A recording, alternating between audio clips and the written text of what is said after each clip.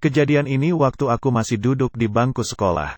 Hari itu aku bisa menjawab pertanyaan guru dan boleh pulang duluan. Karena girang aku jadi terlupa membereskan bangkuku yang penuh dengan bekas serutan pensil.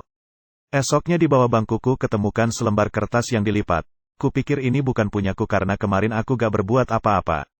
Akhirnya ku buka juga. Oh ternyata sepucuk surat, ya surat dari adik kelas yang masuk kelas siang dan duduk di bangku yang sama denganku. Tapi aku masuk kelas pagi. Tulisan tangannya indah menawan apalagi ketika dia menuliskan huruf I. Titik di atasnya bagai butir air terbalik. Jika dilihat sekilas, mirip indahnya tulisan aksara Sunda kuno Hana Caraka, bukan main, aku suka sekali. Kekagumanku tidak berhenti di situ. Di akhir surat tertulis, dari aku, Ani. Ya Tuhan, dari cewek. Aku girang, tapi juga tanganku gemetaran. Seumur hidupku, inilah pertama kali aku mendapatkan surat dari seorang wanita. Aku baca kembali baik-baik suratnya. Intinya dia tidak suka bangku kita kotor, cie ada kata kita, huhui, terlalu cepat aku kegeeran.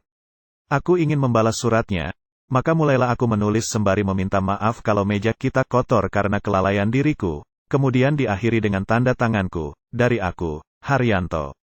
Setelah beres aku selipkan kembali di tempat yang sama di mana dia memulai.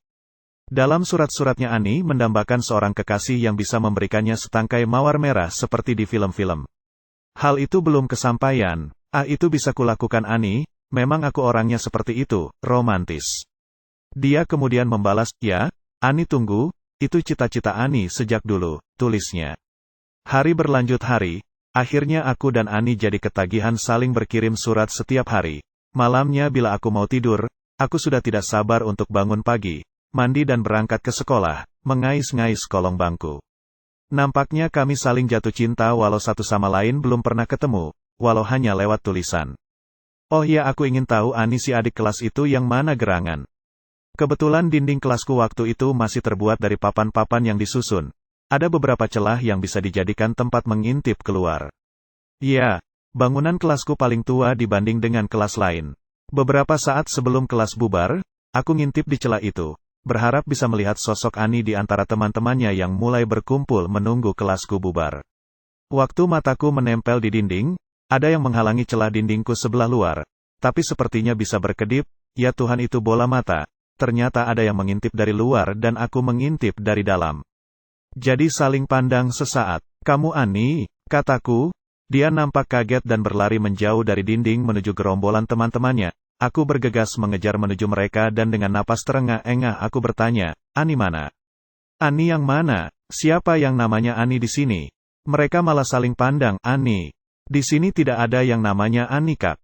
Teman yang satunya malah nyeletuk sambil menjambak-jambak rambutnya sendiri, oh tidak Roma. Kemudian semua terbahak-bahak mengolok-olokku, sialan. Ani nampaknya ngerjain aku. Ani mungkin nama samaran, bukan nama sebenarnya. Ani masih misteri bagiku. Esoknya begitu kelasku bubar, aku tidak langsung pulang tapi mau mengintip di celah dinding dan pandanganku fokus ke bangku tempat dudukku. Di sana nampak seorang gadis sedang asik menulis di samping temannya yang acuh tak acuh sibuk dengan bukunya sendiri. Ya Tuhan, jadi itukah makhluk yang bernama Ani? Cantik benar tapi sedikit jahil sama orang sepertiku, pakai nama samaran segala, awas ya akan kutunggu sampai kelasmu bubar. Aku tersenyum gembira. Ternyata selama ini tidak sia-sia surat-suratku aku tulis. Puluhan puisi aku susun buat Aniku setiap hari, oh aku sedang jatuh cinta. Kelas Ani bubar, teman-temannya keluar pintu kelas. Dengan dak-dikduk aku menunggu di depan sambil menggenggam setangkai mawar. Tapi Ani belum muncul juga sampai kepada murid yang terakhir. Aku celingukan.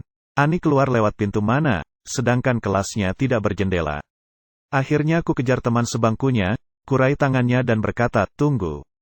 Mana teman sebangkumu? Dia sedikit kaget dan berkata, teman apaan? Aku dari dulu duduk sendirian. Aneh kakak ini, udah sana pergi jangan ganggu aku. Aduh, aku tak percaya. Akhirnya kutemui guru yang usianya nampak sudah tua sekali yang tadi mengajar terakhir di kelas Ani. Kutanyakan keberadaan gadis yang duduk di bangkuku. Pak guru mengernyitkan dahi, gak ada dek. Bangku itu kosong, cuma diisi satu orang di sebelahnya dari dulu juga.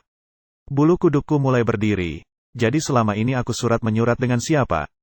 Tanyaku dalam hati. Pak guru berkata, tadi katamu nama anaknya Ani ya? Aku mengangguk. Kemudian dia melanjutkan, enggak ada nama Ani di sekolah kita. Ada juga dulu sekali, teman Bapak juga alumni sekolah ini. Ada yang namanya Ani. Anaknya cantik berambut panjang. Tapi itu dulu, mungkin tahun 60-an dan waktu Bapak masih sekolah juga dia sudah meninggal. Kalau kamu mau lihat fotonya, pergi saja ke tempat arsip.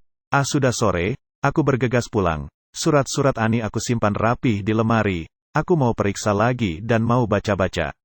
Kubuka lemari, tumpukan surat-surat itu tidak ada. Yang ada cuma daun-daun pisang kering tanpa tulisan. Ya Tuhan, jadi semua itu cuma hayalanku saja. Besoknya aku pergi ke tempat arsip. Mencari data alumni tahun 60-an.